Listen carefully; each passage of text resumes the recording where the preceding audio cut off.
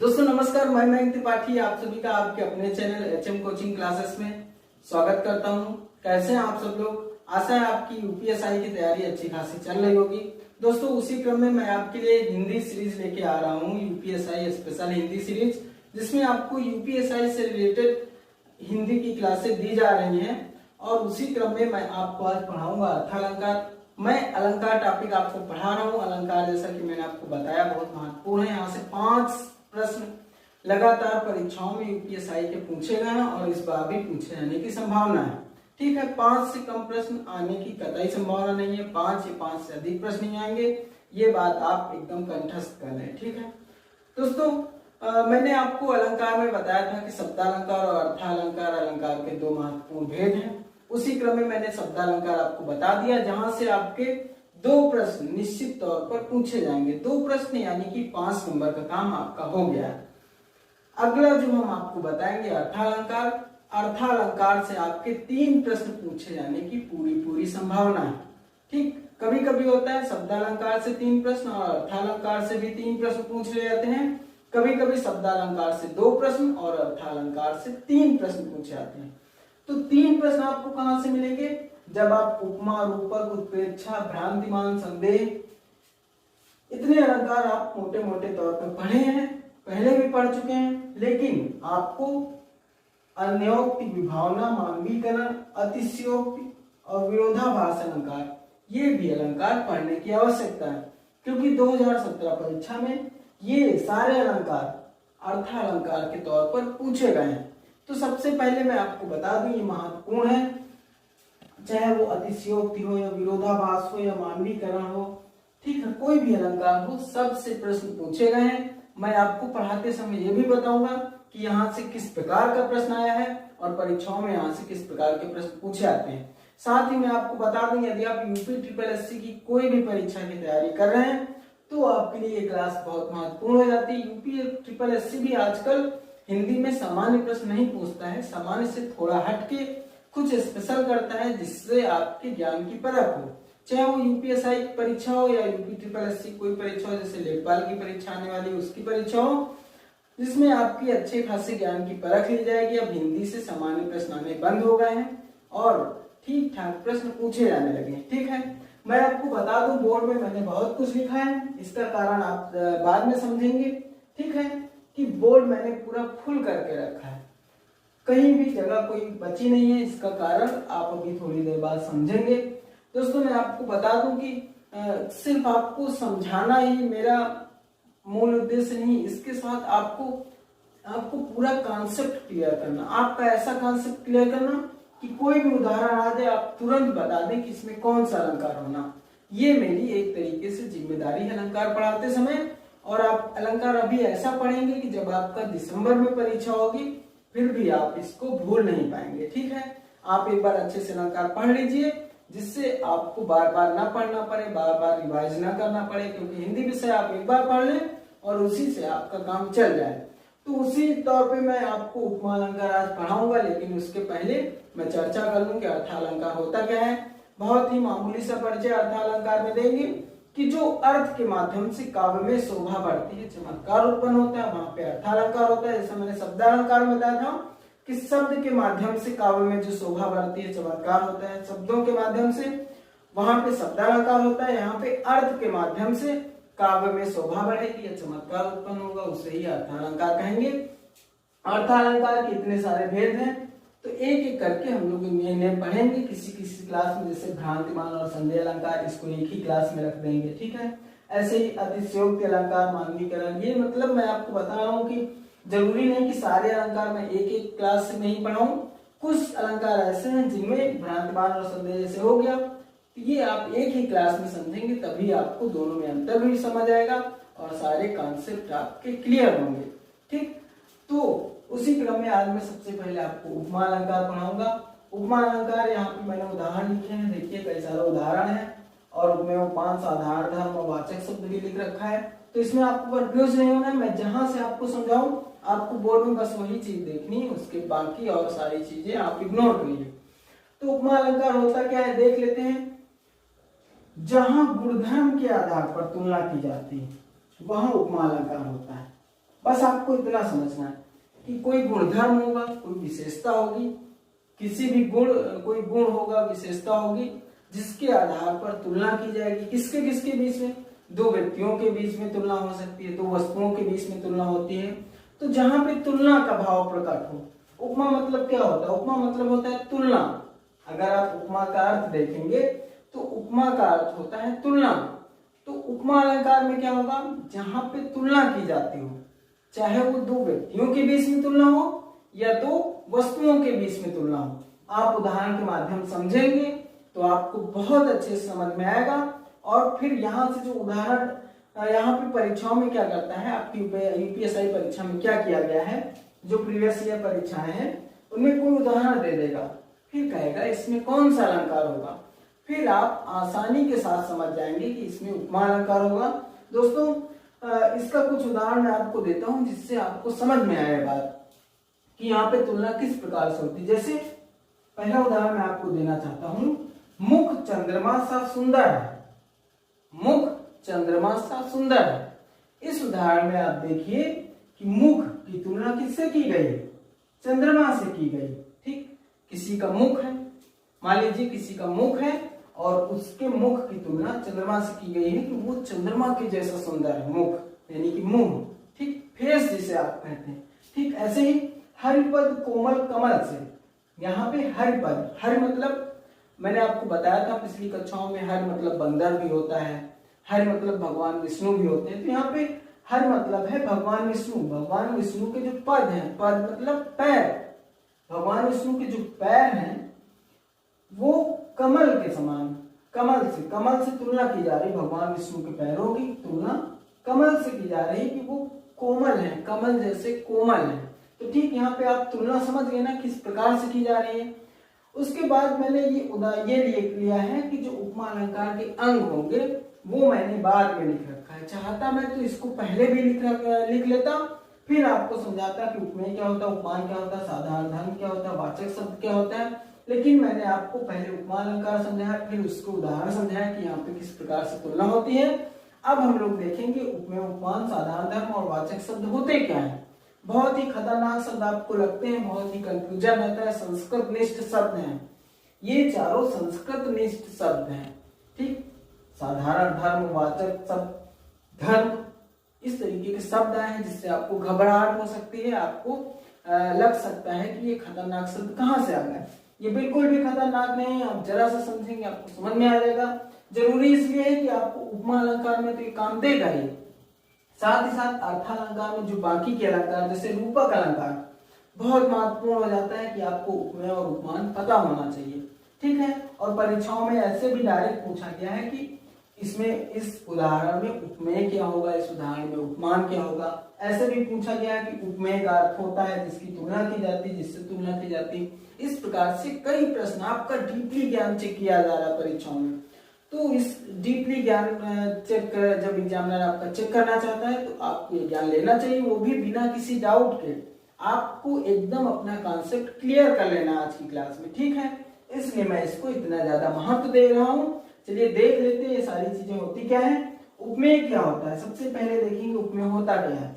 जिसकी तुलना की जाती है, जिसकी तुलना की जाती है उसे कहेंगे उपमेय। जैसे मुख चंद्रमा सा सुंदर है, तो किसकी तुलना की गई इसमें? क्या चंद्रमा की गई है? नहीं की गई। किसकी की गई? आप कहेंगे मुख की तुलना की गई। किसकी तुलना की गई? मुख की।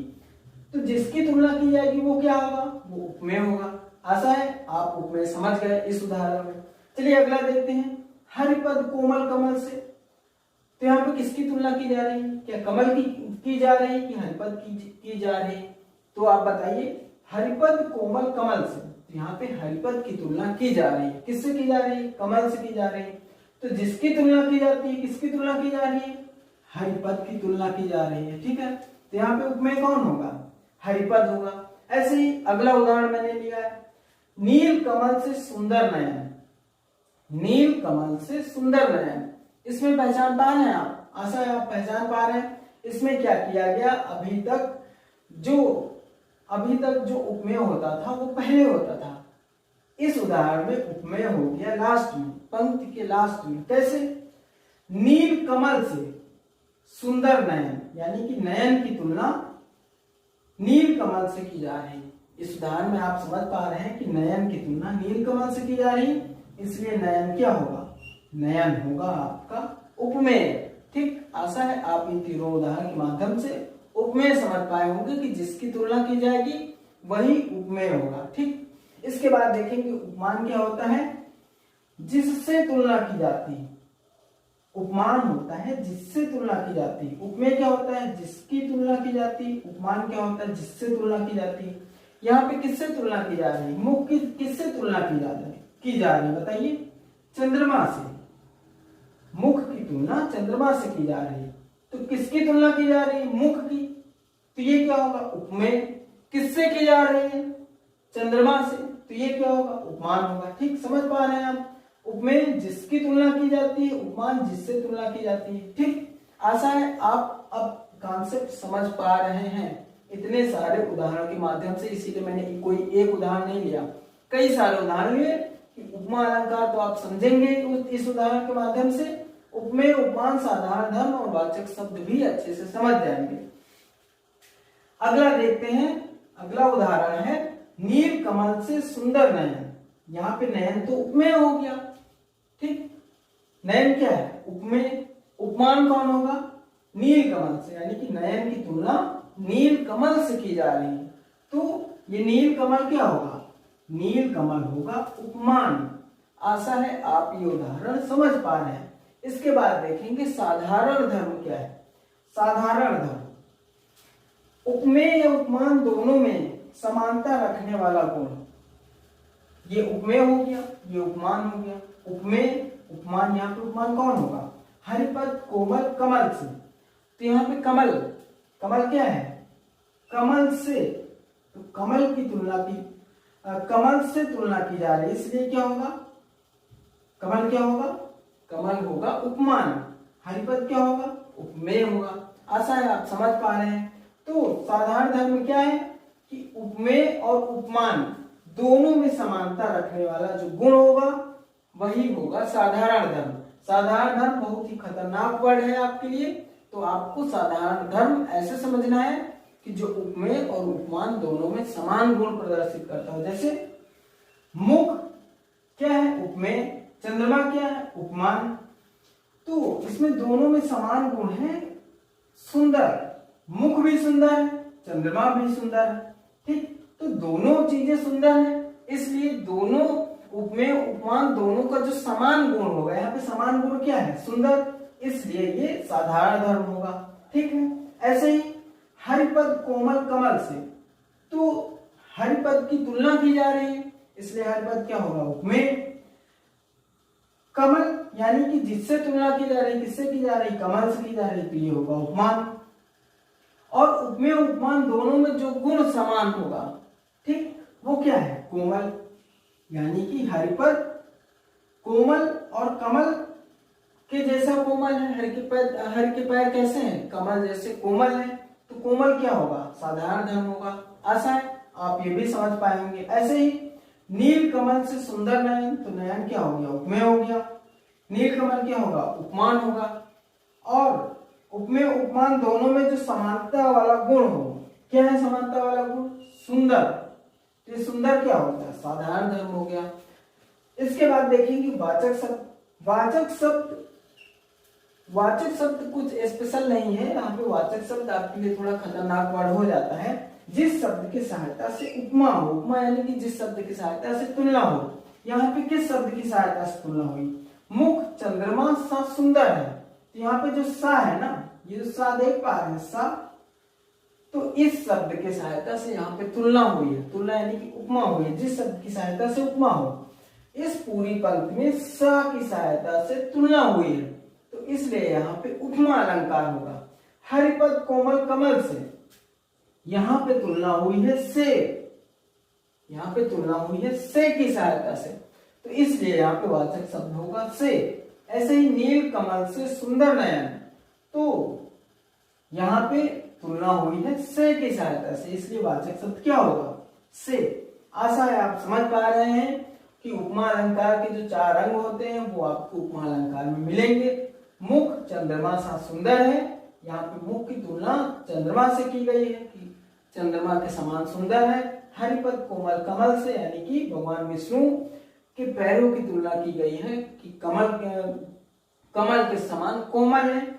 और यहाँ पे नील कमल से सुंदर नयन, यानी कि जो नयन की बात हो रही है वो नील कमल से सुंदर है, नील कमल के जैसे सुंदर है। ठीक है, तो यहाँ पे आप एक चीज और नोटिस कर पा रहे होंगे कि जो उपमान होगा उसके अंत में वाचक शब्द आ रहा है, उपमान के अंत में वाचक शब्द। ठीक है, सब में देख पा रहे हैं उपमान के अंत में वाचक शब्द आ रहा है, तो आप ऐसे समझ पा रहे होंगे चीजें और कॉन्सेप्ट भी आपका क्लियर हो रहा होगा। तो यहाँ पे मैंने इतना सब समझा दिया है। अब मैंने एक एक करके यहाँ पे समझाया। अब कुछ उदाहरण मैंने और लिए हैं जहां पे आपको स्टेप बाय स्टेप और समझाया जाएगा, वो भी देख लीजिए। जैसे एक उदाहरण ये लिया है मैंने, एक ये लिया है, तो चलिए देख लेते हैं। सबसे पहले ये वाला उदाहरण मैं आपको समझाता हूं। पीपर पात सरिस मन डोला, तो यहाँ पे मन की तुलना पीपल के पत्ते से की गई है। तो किसकी तुलना की गई है? मन की तुलना की गई है, मन की तुलना की गई है, यानी कि ये क्या होगा? उपमेय होगा। आप भी बताते चले, पीपल पात सरिस मन डोला, तो मन की तुलना की गई है यहाँ पे कि पीपल के पत्ते, यानी कि पीपल के पत्ते के जैसे मन डोलता है। ठीक है, मन की तुलना पीपल के पत्ते के जैसे की गई है। तो यहाँ पे किसकी तुलना की गई है? मन की। तो मन क्या होगा? उपमेय होगा। किससे की गई है? पीपल के पत्ते से की गई है।